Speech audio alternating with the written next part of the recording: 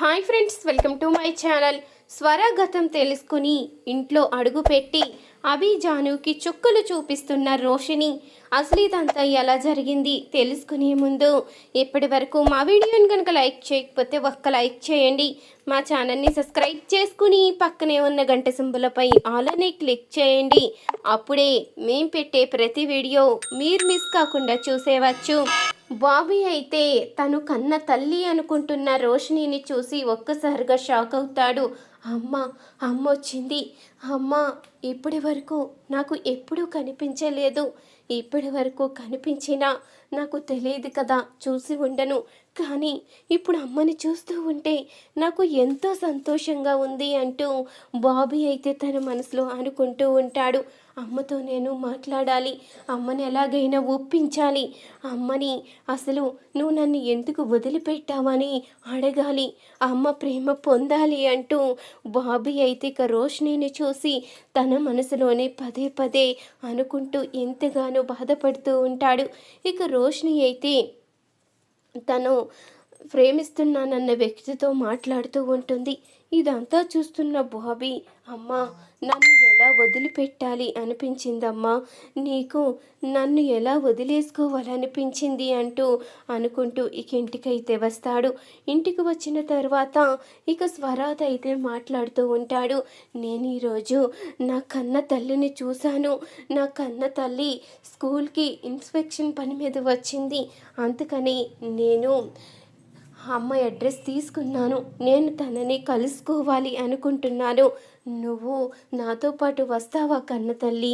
మా అమ్మ దగ్గరికి వెళ్దాము, మా అమ్మతో మాట్లాడాలి, అసలు నన్ను ఎందుకు వదిలిపెట్టిందని అడగాలి, నువ్వు నాతో రేపు రా కన్న తల్లి అంటూ ఇక చెప్తూ ఉంటాడు బాబీ అయితే.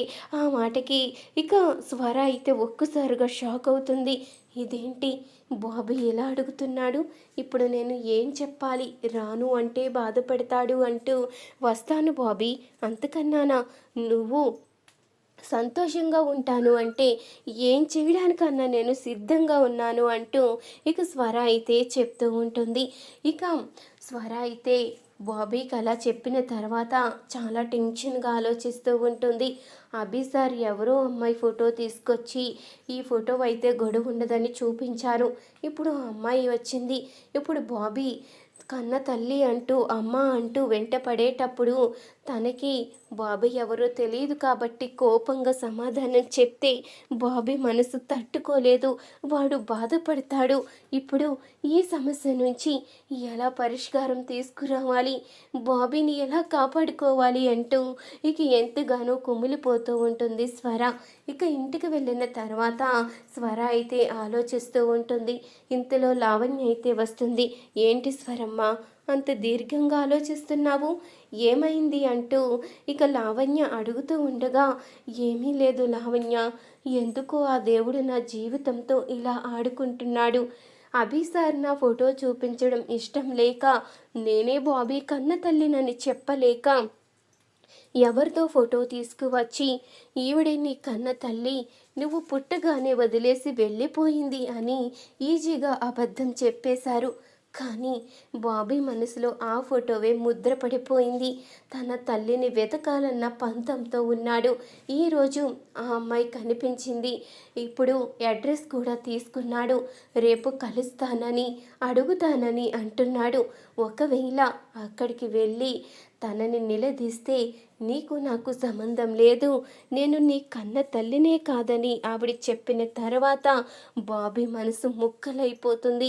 తన కన్న తండ్రి తనని ఇంత దారుణంగా మోసం చేశాడని తెలిస్తే బాబీ ఎట్టి పరిస్థితిలో కూడా తట్టుకోలేడు. వాడి ప్రసి హృదయం విలవిల్లాడిపోతుంది. తన కన్న తండ్రి అంటే బాబీకి ఎంతో ప్రేమ. అభి సార్ని ఎంతగానో అభిమానిస్తున్నాడు, ఎంతగానో గౌరవిస్తున్నాడు. తన కారణంగా తన తండ్రి ఎక్కడ బాధపడతాడో అని ప్రతి విషయంలో కూడా అభి సార్ని అర్థం చేసుకుని ముందుకు వెళ్తున్నాడు బాబీ. ఇప్పుడు గనుక ఆవిడ ద్వారా నిజం తెలుసుకుంటే ఇక అంతే, బాబీ మనసు ముక్కలైపోతుంది. వాడు తట్టుకోలేడు, అందుకే బాధపడుతున్నాను అంటూ స్వర అనగానే, లేదమ్మా, ఖచ్చితంగా ఆ దేవుడు నీకు మంచి చేయడానికే ఇలాంటి సమస్య సృష్టించాడు. బాబీ నిజ నిజాలు తెలుసుకుంటే ఖచ్చితంగా బాబీ నీ తప్పు లేదని తెలుసుకుంటాడు, అప్పుడు నీకు దగ్గరవుతాడు అంటూ ఇక లావణ్య అయితే చెప్తూ ఉంటుంది. ఇక ఉదయం అవ్వగానే స్వర అయితే మళ్ళీ తన వేషం మార్చుకుని బాబీ దగ్గరికి అయితే వెళ్తుంది. కన్న తల్లి, ఈరోజు నేను చెప్పింది గుర్తుంది కదా, మన ఇద్దరమే స్కూల్కి వెళ్తున్నట్టు వెళ్ళి మా అమ్మని కలుసుకోవాలి అంటూ బాబీ అయితే అనగానే, సరే బాబీ వెళ్దాము అంటూ ఇక స్వర అయితే చెప్తుంది.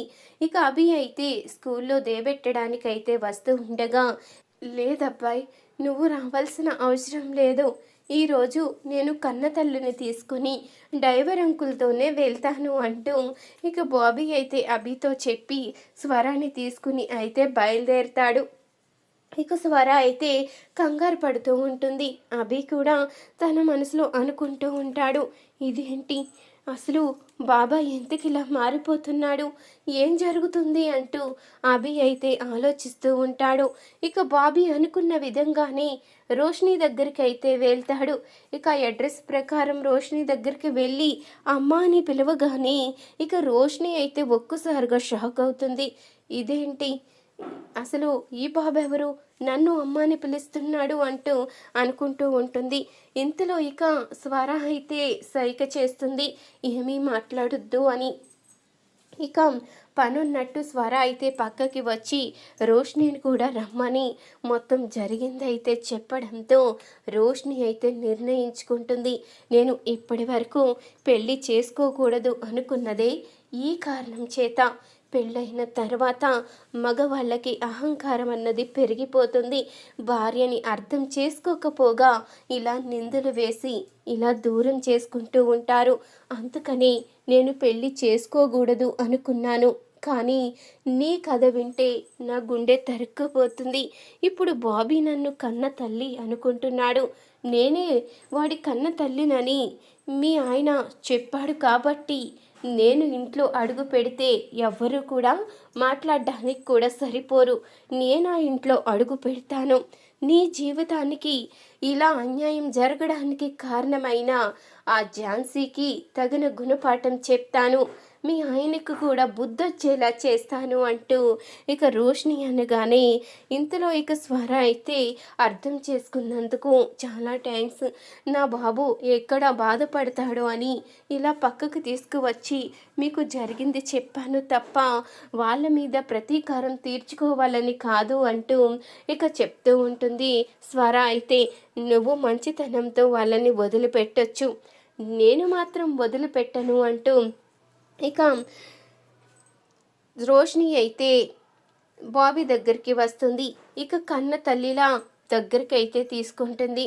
మరి నా కోసం వచ్చావు కదా, నన్ను ఇంటికి తీసుకువెళ్ళవా అంటూ అడుగుతూ ఉండగా, నువ్వు వస్తాను అంటే ఎందుకు తీసుకువెళ్ళనమ్మా, తీసుకువెళ్తాను రా అంటూ ఇక దగ్గరుండి రోషినిని అయితే తీసుకువస్తాడు బాబీ.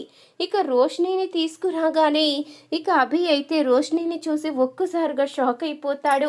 ఇదేంటి తిను అంటూ ఇక కంగారు పడుతూ ఉండగా, అదేంటండి నన్ను చూసి గుర్తుపట్టినట్టు కంగారు పడుతున్నారు, నేను మీకు దూరమై 10 సంవత్సరాలు అవుతుంది కదా, అందుకని మొత్తానికి నన్ను మర్చిపోయారా అంటూ రోషిని అనేసరికి అభికైతే ఏమీ అర్థం కాదు. ఇంతలో ఇక బాబీ అయితే చెప్తూ ఉంటాడు, అబ్బాయి ఈ రోజు నుంచి మా అమ్మ నాతో పాటే ఉంటుంది అంటూ ఇక చెప్పంగానే ఇంతలో ఝాన్సీ అయితే అడుగుతూ ఉంటుంది, ఏంటి మీ అమ్మ నీతో ఉండేది, దీనికి ఇంటికి ఎలాంటి సంబంధం లేదు అంటూ ఝాన్సీ అనగానే, చూడు నేనే మొదటి భార్యని, నువ్వు కనీసం ఆయన్ని పెళ్లి చేసుకోలేదు కూడా, నువ్వు సెటప్ టైప్లో ఉండిపోయావు కాబట్టి నీకు ఎలాంటి హక్కు లేదు, నాకు హక్కు ఉన్నట్టు నీకెందుకు హక్కు ఉంటుంది, ఒక్కసారి ఆలోచించుకో, నువ్వు ఆయన భార్యవి కాదు, నీకు ఆయనకి ఎలాంటి సంబంధం ఉన్నట్టు ఏ ప్రూఫ్స్ లేవు, ఇప్పుడు అధికారం నాకే ఉంది, నువ్వు నోరు మూసుకుని ఇంట్లో ఉంటే ఉండు, లేకపోతే నీ దారిని నువ్వు వెళ్ళిపో అంటూ ఇక రోషిని అయితే అభికి ఝాన్సీకి అయితే చుక్కలు చూపిస్తూ ఉంటుంది. చూసారు కదా ఫ్రెండ్స్, రాబోయే కథలో ఖచ్చితంగా ఇలాగే జరగబోతుంది. ఇలాగే జరగాలి అనుకునేవారు మా వీడియోని తప్పకుండా ఒక లైక్ చేయండి. మా ఛానల్ని సబ్స్క్రైబ్ చేసుకుని పక్కనే ఉన్న గంట సింబలపై అలానే క్లిక్ చేయండి. అప్పుడే మేము పెట్టే ప్రతి వీడియో మీరు మిస్ కాకుండా చూసేవచ్చు.